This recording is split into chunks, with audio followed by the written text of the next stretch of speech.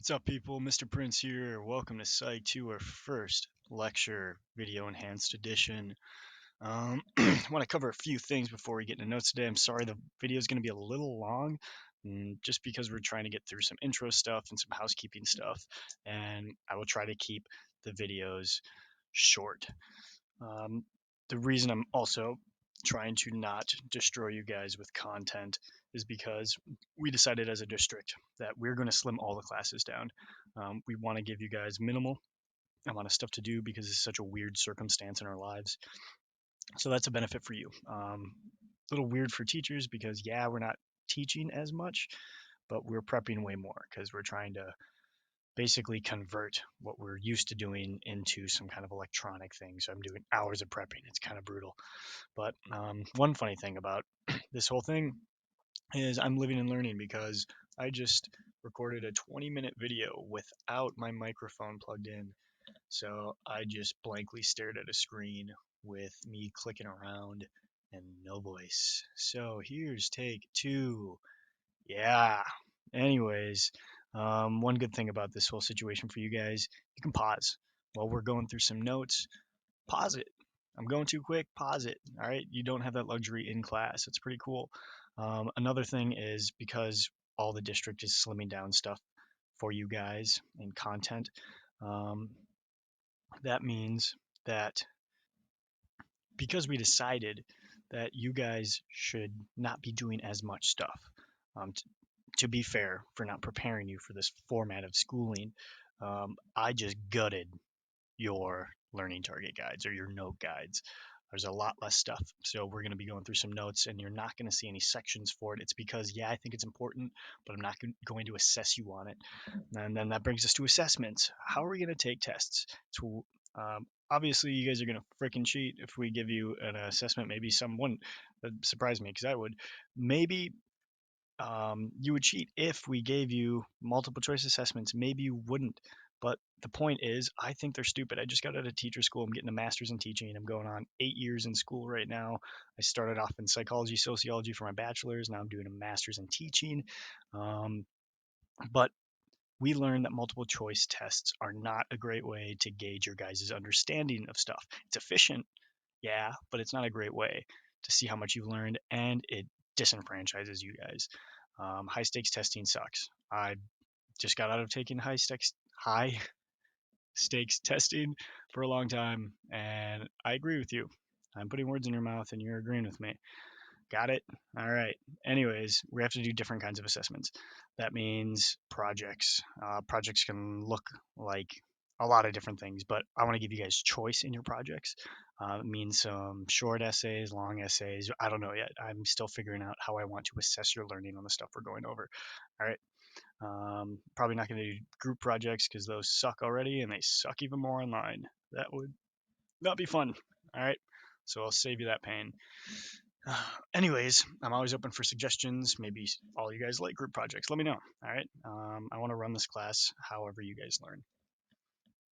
All right. Let's see. Did I get through all of the things? Oh, yeah. And I'm uploading these slides. So if you want to follow along on the slides yourself, you may. We're going to jump over, look at the weekly agenda and learning target guide. I'm an open book, so I don't care that I'm showing you my screen.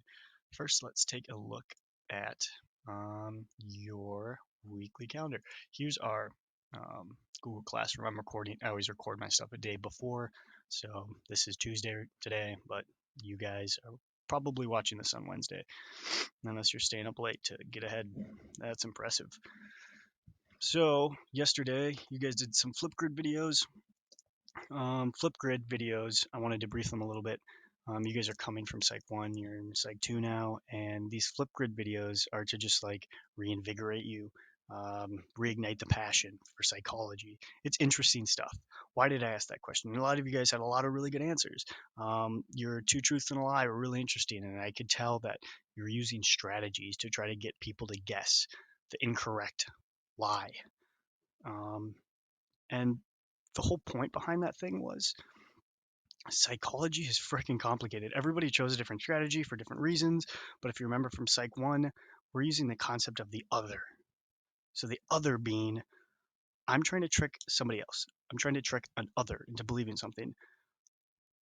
what could I use in my psychological arsenal to get somebody to believe something, right? So you're putting yourself in their shoes. What are they perceiving? But not every person is the same, right? So maybe you're envisioning an average person. Maybe you're envisioning yourself. What could you say to yourself to trick yourself into believing a lie? Everyone uses all these different strategies, right? To get somebody to believe something. Psychology is very, very complicated. We're trying to make sense of the world based on feelings, behaviors, mental processes of people, and everyone's different. There's infinite ways to explain things, but psychology is still trying to explain things that way. I think it's fascinating. I'm sure you do too, since you're in psychology too. It's a lot of twos. Hey, and I'm recording this on Tuesday. All right. Let's jump over to the weekly calendar, not for Psych 1, for Psych 2. So you guys did this stuff Tuesday.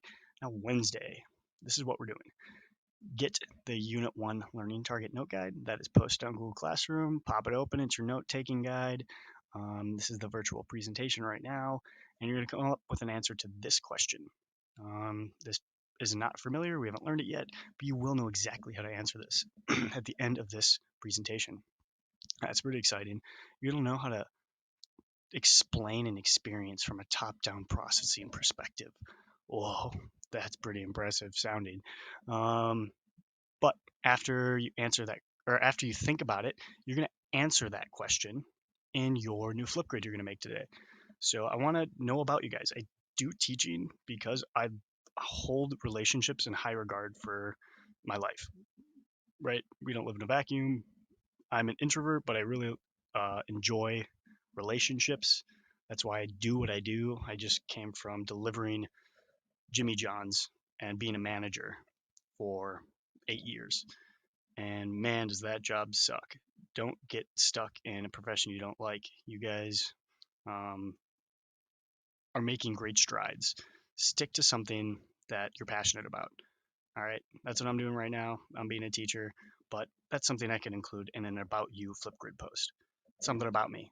All right, I'm going to have questions for you to answer, to give you some prompts to let us know about you. I want to know about my students. You guys are coming from Psych 1, so you probably know a few things about your classmates, but we should get to know each other better and make these Flipgrids less awkward so we can use it as a learning tool and not a hindrance. All right. I'm sorry, I'm kind of sick right now, so I apologize for the nasally voice I have and coughs and deep breaths I'm taking. So after you do About You, you want to do your Unit 1A response, the question response. That's this thing. And then respond it to others. Respond however you want, either what you have in common. You have a funny comment about something, you're acknowledging somebody for something, complimenting somebody for something, anything. Do whatever you want. I don't care. All right, it can be about the About You part of their Flipgrid, or it can be about their question response. It's got to be two different people from your last response. So the first Flipgrid video you made, you responded to two people. It's got to be two different people. Got me? Sick. Let's go to notes now. And it's not so much notes because we're going to start off with a quick intro to me. That's my dang old dog, Ollie. He's a cutie, 1.5, shepherd mix. We have some slippery stairs in a split level house. And this dude loves to zoom me when he gets inside from the upstairs porch. So he biffed it, bit some linoleum, did a 180, biffed it, hit this carpet right here. And I was laughing. Like, it's hilarious. You hear your dog tumble down the stairs. But then I turn the corner. Maybe it's not funny to you guys, sorry. I turn the corner, I see blood speckled, and I start feeling bad. I'm like, oh God, Ollie, what did you do? Turns out he tore off his little, the toe on their heel, tore off the nail. It was disgusting. It was just bloody, and I brought him to the vet the next day. They had to pull it. He's a tank though. Like, he kept trying to play with me with this blood pouring from his foot. So he ignores pain. Crazy guy. Here's my other high energy family dog. This is Eli, lives with my mom. He's high energy, but now he's getting a little older, and he is like 60% dog, 40% hot dog because he gets fed a lot of things he shouldn't be fed. He's a sausage now. Here's me. If you had me in 12th grade economics, You remember the long hair. I chopped it all off so I could A, get a job, and B, it's way less maintenance. Sorry, girls, um, sorry for all you girls that have long hair. That's a lot of work. I feel bad. This is my sister Kelsey, one of my best friends. Freaking love her. Here's my girlfriend. She's all right. Amy. I've been dating her 7 years. She's freaking awesome. If you're wondering what we're clinking together down here, it's apple juice. Here are my roommates. I have 4 roommates, and you may be thinking that's at least 10 people. You're right, it's at least 10. But this is kind of what it feels like to live in my house, especially if we're all trying to use the kitchen at once. 5-bedroom house, split level, Brooklyn Center. We got a fenced-in yard. My first house ever. My favorite living experience ever. All right, that's a little bit about my life. So if you could click this right here, but not yet. This is a video that I'm gonna have you guys watch. It's on multitasking. You guys are gonna try to see if you can read and listen at the same time. All right, go ahead, pause the video, and click here. Go. All right, welcome back. Could you do it? Doubt it. Multitasking is a myth. People love to claim that we can multitask, but true multitasking, when you can give your brain 2 processes at the same time, that's nearly impossible. Maybe we'll evolve and that won't be so impossible in the future, but think about it this way. You know, the whole thing where you're patting your head and rubbing your belly, or the other way around. So let's say it's patting your head and rubbing your belly. What you have to do in that instance, you have to think about patting your head, start patting your head, and then let muscle memory take over, right? You're just letting your body go on autopilot and do that. And then you think about your next task, which is rubbing your belly. And then you give your selective attention to that, and you start rubbing your belly, and then you put them both on autopilot. All right, so you are seemingly multitasking, but you're not thinking about doing both of the things at the same time. And we just proved it to you through this video you just watched. Learning target 1A, I can define and apply the basic principles of sensation. We're talking about senses. So go ahead, pause this, see if you can read it. Could you? I bet you could. The whole point of this is something we'll get back to in a minute. Why are we able to read that? I guess it kind of tells you on there, but we're going to dig a little deeper into why our bodies are able to read that kind of stuff. So let's talk about sensation. The official definition, I believe you have to write this or put this in your own words in your learning target packet, is the process of taking in information and stimuli through our senses. Is there only 5 senses? We'll actually get into that later in this learning target, but some scientists say there's around 14 to 20 senses. So you may think of like feeling, seeing, tasting, smelling, but there's more than these. So there's ones such as, we're going to watch a video on it later, but having the sense to know where your limbs are. So if you close your eyes and you move your hands around in your physical space around you, you know generally where your limbs are, right? Your extremities. That's a sense, right? If we didn't have that sense, we would probably be hitting ourselves all the time. We probably wouldn't be able to move correctly because we wouldn't know where our limbs were, all right? So there, we get into some pretty nitpicky stuff, like what is our senses? Maybe equilibrium and balance. That's a sense. If we didn't have this sense, we couldn't balance ourselves, right? We know how to apply more pressure on our left versus our right side if we're falling towards our left side. I want you to rank in order of importance your senses. Which one could you live without? Think about that for a second. Maybe pause the video if you want. Which one couldn't you live without? I freaking love music, so I don't think I'd go without hearing. But man, thinking about if I can't smell anymore, like that's the sense tied mostly to remembrance. We can remember things more closely with smell than our other senses. Why is that? Why can I smell a scent and remember back to my 4-year-old self so vividly? Why is that? But rank in importance. All right, keep that on the back burner. Let's talk about perception. All perception is we're organizing and interpreting these sensations, right? So here's a few images. One thing, I'm going to be blowing through these. Just like I gutted your learning target guide, I'm going to be kind of gutting the notes as we go. All right, this is made for in class. It was not made for online purposes. Anyways, here's some people thought this dress was orange. Some thought it were blue. Wonder what you think. I think it's orange or yellowish, goldish, whatever. So if you think it's blue, there's a huge debate on that on the internet like 6 years ago. Maybe you guys remember that. Let's talk about processing. Um, this is one of the first things you can talk about in your Flipgrid response at the end of this, but there's many things to choose from. Let's talk about bottom-up processing. This is using your senses. So we're using all of our big five senses. There's more than this. We're using our big five to pick up and organize information. Okay?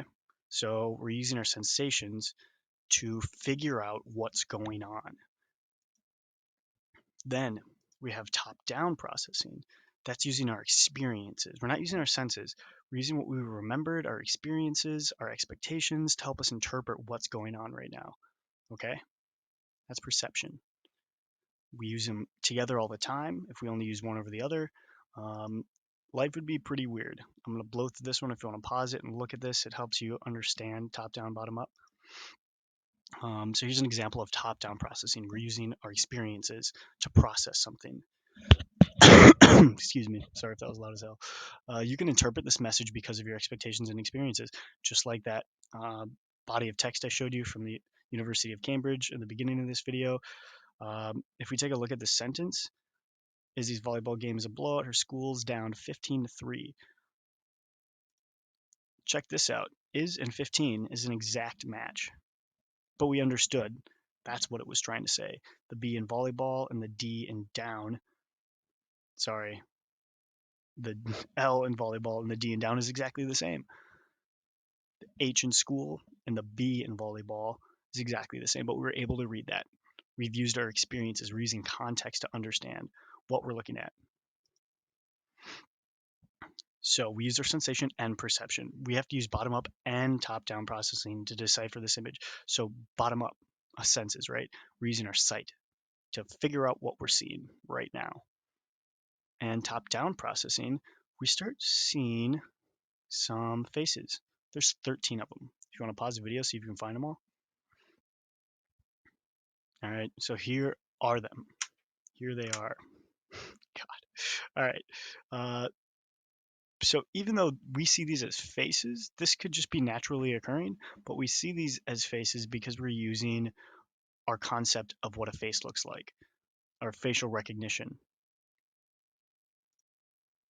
Let's talk about thresholds real quick. I gutted this out of your learning target guides, but I still want to go over it really quick. We have thresholds. So an absolute threshold is the bare minimum needed to sense something. So if we talk about some superhuman seeing a candle 30 miles away, that's their absolute threshold. If it was 31 miles away, they could not see it. One that seems a little more probable is hearing it watch ticking 20 feet away, like an old school watch. Maybe that's a little more doable. Maybe that's somebody's absolute threshold for hearing. But let's talk about difference threshold. That's something like I hate hot sauce. My absolute threshold for hot sauce. If I even taste a drop of it, I hate it. But difference threshold is what if I had a mouthful of peanut butter and then I put a drop of hot sauce in my mouth? Because there's not a big difference in taste, I can, I have a higher difference threshold than an absolute threshold for hot sauce. So it's okay. But if I had just an empty mouth, just mouthwashed, and I get a drop of hot sauce in my mouth, oh man, that's a big difference from tasting nothing to tasting hot sauce, right? That's a difference threshold. I believe I gutted this out of your learning target guides as well. I want to go over it really quick. Signal detection theory. This shows that signal detection theory predicts when we will detect weak signals amid background noise. So thresholds can be different for all of us and they can change. So number one, where it says stimulus variables, how strong / weak is the stimulus? Environmental variables, background noise and distraction variables. So thinking about it this way, say you're in a mall and everyone's talking around you, so you don't give your attention to anything. But let's say that there's a strong stimulus, like a scream. Now you can give your attention. You've now detected a signal, right? That scream out of all this normalized talking, kind of background noise has caught your attention. So that's a strong one, right? There can be a weak one too. Maybe you hear a baby crying faintly in the distance, right? And then also everyone's different. So your organism, you as an organism and your variables. Some people work with babies all the time, like they work at a daycare and they're used to crying. Maybe that wouldn't be something they detect or something that bothers them. It's something that would just be some more background noise for them. I'm gonna skip through all that stuff. This video is too long, I'm so sorry. Sensory adaptation. Getting used to a stimulus, so we become less sensitive to it. So when you get overexposed to a stimuli, let me put this into perspective for you. Let's say, so I was a delivery driver, and I would go to people's houses, and every once in a while I get a crazy cat lady, and door would open and a waft of cat piss would hit my face. And I think to myself, why? First of all, haven't you had your cats taken away? Second of all, how can you live like this? Well, it's because they've adapted to this sense, this animal stank, if you will. You guys have probably experienced this in cold water in a pool, dipped your foot in and you're like, oh, it's really cold. And then you jump in and you're really cold for a minute, but it goes away. You've adapted to that sense. Same with spicy food, a few other things. We don't constantly feel our clothes touching our body. We're used to that. Now I want you to pause the video right now and watch this count the basketballs tosses. But sorry, wait 1 second. I need to prep you for this. It's tough. The people in black shirts are going to be throwing a basketball as well. You need to look past those people passing their basketball and only look at the people with white shirts passing their basketball. See how many tosses you can catch. All right. They're going to tell you the answer at the end. You got to watch very carefully. See if you get it right. All right. Ready, set, go. Did you get it? Was your selective attention successful or did it throw you off? Did my explanation throw you off? Well, let's talk about who done it. Let's do another awareness test. Watch this video and let me know what you think. So click this box right here to watch this video. Ready, set, go. And we're back. This is just to show you when you have a directive, when you decide to give your attention to something, your brain is very good at hyper focusing on some things and then letting other things go. Those things weren't important. If it was a life or death situation, maybe you'd be a lot more perceptive of your environment. But when we're laid back, we're just given some instructions, our brain isn't on high functioning mode right now. It's just giving its attention to the thing you want to allocate it to. So selective attention is focusing on a particular stimulus and excluding other stimuli. So let's talk about phones in class, right? That's why we hate it, is because when you guys are looking at your phones in class, you've taken all your selective attention away from learning and given it to your class. We have an astronomical amount of deaths in cars, so people on their phones while they're driving. I've seen it all the time. People running red lights, people getting in crashes. I delivered girl for 8 years. People are freaking stupid when it comes to phones in cars. All right, they're not so good at giving their selective attention to the right thing. Imagine how terrible, but I've been kind of talking crap about this, but imagine how terrible life would be if you tried to focus on every single stimuli. It'd be extremely overwhelming. This, you can watch it on your own. You need to go open the slides yourself. I'm not going to link this video on this video, so go watch it. It's pretty funny. People get away with like changing the person. They're like pedestrians and they'll change who's talking to this random person on the street, and then the random person won't even realize that the person changed on them mid conversation. You got to watch the video to see how they do it though. All right. So sensation, perception, top-down processing, yada yada. All of these senses, all of these concepts, if our brain didn't have these developed, a place like this would be very overwhelming. We cannot handle an environment like this. But because we have these things, we can handle it and even come to enjoy it. Right? Maybe some people love the atmosphere of New York City. Who knows? So here's your question you're going to answer in your flip grid response after your about you. After you do your about you part, then you're going to answer this question. Come up with your own example from your life of the following. Any of these things, we just learned about them. Let me give you an example. So I actually kind of like sauerkraut. Sorry for all you Germans out there. So one example for sauerkraut you could give, a bottom up. I taste the sourness. I see the disgusting appearance. I smell the nastiness. That's bottom up because I'm using my senses to explain this thing. Top down. Maybe this is something that happened in your childhood. So, like, I thought the name was gross, and I can remember that I always hated it as a child. Come up with a personal experience. Maybe something funny that happened to you. Threshold. I gave you this example earlier with hot sauce, but in a clean mouth, just one piece. Ugh, my absolute threshold for this thing, disgusting.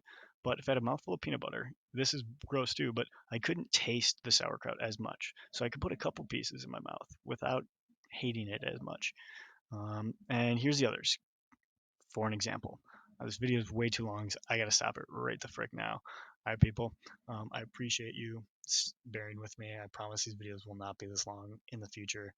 Um, have a great friggin' Wednesday. All right, peace.